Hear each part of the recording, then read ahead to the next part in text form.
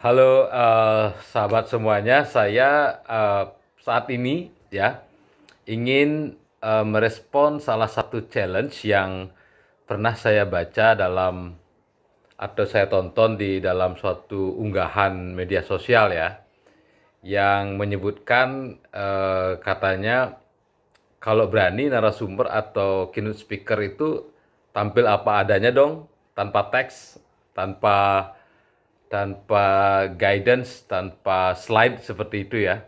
Jadi seperti benar-benar live.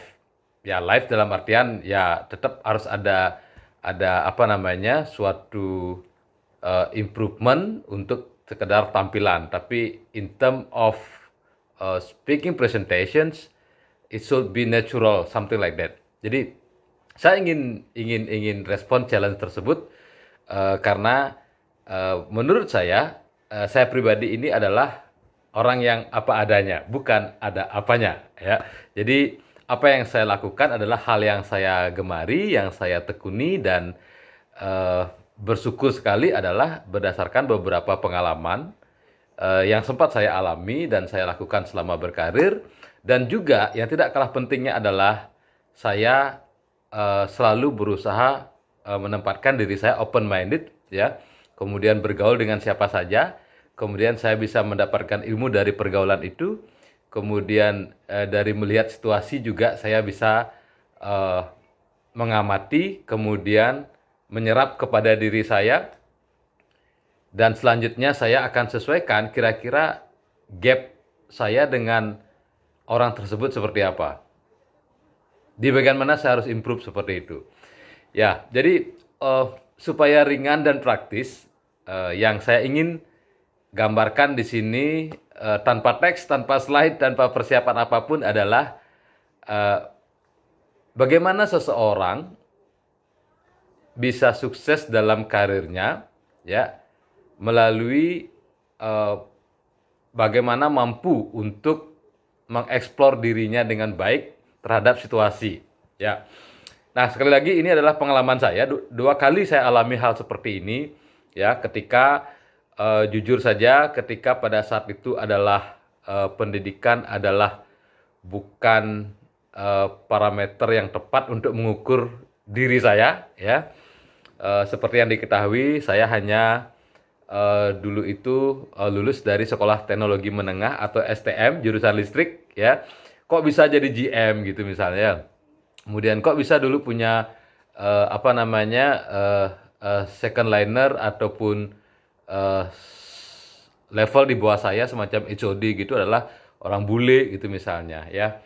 Baik, saya punya pengalaman, saya punya 4 eh, pegangan dalam kaitan dengan pengembangan karir saya dari waktu-waktu sebelumnya hingga sempat menjadi seorang GM, dan sampai saat ini ya saya masih tetap respect sama apa yang saya yakini tersebut. Ada 4 hal. Yang pertama adalah seperti apa yang kebanyakan orang sampaikan, yaitu selalu bercermin pada diri. Number one is please discover yourself. Jadi selalulah jelajahi diri kita ini, ketahui diri kita ini sebaik-baiknya, sedalam-dalamnya, sejelek apapun. Ya, toh juga menilai diri sendiri kan, boleh dong sampai sejelek apapun. Ya, menurut saya ini menarik karena apa? Karena ketika kita betul-betul melakukan self reflections, ya bercermin pada diri, ya itu kesempatan kita sebenarnya untuk membuat listing ya, membuat listing apa keunggulan kita, kelemahan kita ya, apa peluang yang bisa kita capai, ataupun juga termasuk ancaman, semacam SWOT analisis seperti itu. Ya. Nah, biasanya yang lahir dari discover yourself itu atau menjelajahi diri kita adalah yang pertama itu biasanya menyangkut harapan. Apa sih harapan kita? Apa yang kita inginkan? List itu. Dan yang kedua, ketika kita sudah mau menyentuh harapan yang kita sudah tulis itu, maka kita akan merasakan, wah ternyata saya ada kelemahan di sini. Ternyata saya memang unggul di bidang ini. Ternyata saya tidak memungkinkan untuk ini karena A, B, C, dan seterusnya. Ya. Sekali lagi ini apa adanya ya, jadi saya pakai kaos oblong, jadi tidak ada persiapan apapun. Cuman saya baru baca unggahan itu kok kayaknya menarik juga nih untuk sambil melatih diri saya karena bagaimanapun juga saya seperti sekarang adalah berkat bantuan dukungan banyak teman-teman saya termasuk atasan-atasan saya dulu ketika saya masih berkarir dari level rank and file sebagai supervisor, sebagai assistant manager, sebagai housekeeper, ya sebagai asisten chief engineer sampai sebagai seorang GM. Owner-owner saya dulu adalah mentor-mentor terbaik saya.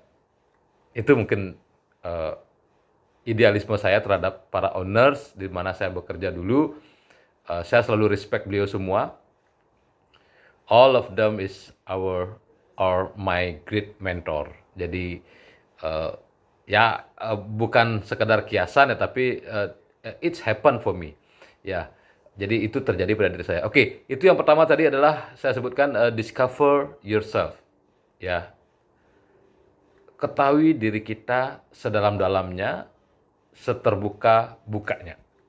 Ya. Nah, kemudian jangan lupa dari faktor itu dari faktor internal ya. Dari faktor eksternal ini langkah kedua, explore the options.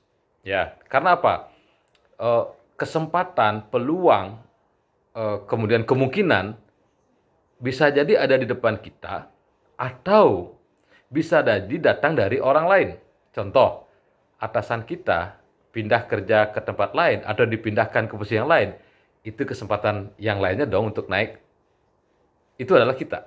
Nah, ini menarik ketika kita mau membuka diri, kemudian melihat apa yang sedang terjadi di hadapan kita atau kemungkinan yang bisa kita raih. Karena kesempatan itu datang. Kadang datangnya ke kita, datang ke orang lain, kemudian orang lain itu akhirnya memberikan kesempatan kepada kita. Please explore the option. Dari beberapa opsi itu kita explore. Kemudian tadi sudah discover yourself, artinya Anda sudah punya nilai untuk diri Anda. Kemudian ada poin dari faktor eksternal which is the opportunity. Then you combine these two aspect. Analyze the gap. Nah, dari sanalah, dari gap itu kita bisa mengukur diri. Ternyata saya discover diri saya tidak mampu untuk opsi A. Saya bisanya di opsi B. Ya, kalau Anda mau ngotot tetap ke opsi A, develop yourself. Ya, tapi kalau menurut Anda opsi B ini cukup buat Anda sebagai sebuah langkah improvement, don't waste your time, don't waste your energy, make a decisions. Tapi sebelum Anda mengambil keputusan, ya, yang pertama discover yourself, yang kedua explore the options, yang ketiga adalah select or choose which one suit with yourself. Jadi opsi A, B ini yang notabene adalah masing-masing ada keunggulan ataupun kelebihan dan juga kekurangannya. Anda seleksi lagi. Jangan sampai saya coba dulu deh kalau 3 bulan nanti saya mundur. Itu kurang bagus. Karena kita punya momentum ketika kita mendiscover diri kita sudah ketahui opsi-opsi yang ada yang harus kita explore, and then you make a combination to analyze both of them to find the gap, and then you will see which one is with your qualification. Ya, jadi discover yourself, kemudian explore the options, and then select which one good with your qualification or suit with your qualification. Nah, barulah yang terakhir membuat keputusan or making a decisions.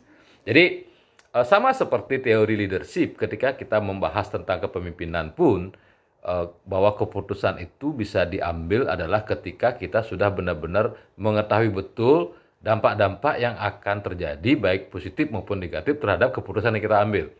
Karena apa? Keputusan itu mutlak, ya. Jadi apakah kepemimpinan gaya autokratik, birokratik, demokratik ataupun laissez-faire, sesuai dengan buku saya mungkin yang kemarin Transformal Leadership, bagaimana kepemimpinan itu bisa bertransformasi dengan berbagai fenomena VUCA yang kemarin, volatility, uncertainty, complexity, ambiguity itu. Nah, itulah dia sifat-sifat kita sebagai personal, ya, sebagai personalitas itu dalam mengambil keputusan itu harus bijak, ya.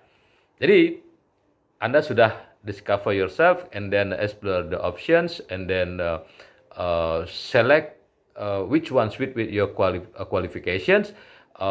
Number 4 ini ya, once you making a decision means that you are mature enough to take a responsibility for a further action atau a further step seperti itu. Ya, jadi mudah-mudahan video 9 atau 8 menit ini bisa menjadi latihan buat diri saya bahwa presentasi itu memang harus apa adanya, bukan ada apanya. Ya, tapi kalau memang biasanya saya bawakan slide presentasi, kemudian ada running text, itu adalah untuk mempermudah audiens untuk memahami, karena komunikasi itu ada verbal atau oral, kemudian ada written, dan juga ada body language ya.